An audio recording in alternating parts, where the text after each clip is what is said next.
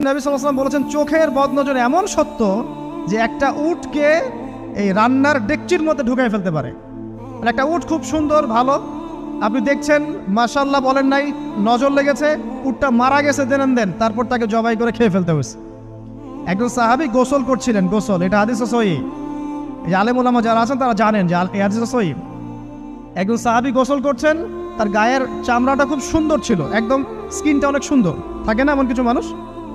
আচ্ছা, এখন আরেকজন সাহাবী এই গোসল দেখছেন দূর থেকে, দেখে বলছেন যে কি চমৎকার তার শরীরের রংটা, যেন কুমারী নারীর মতো, অনেকটা এমন একটা কথা তিনি বলেছিলেন।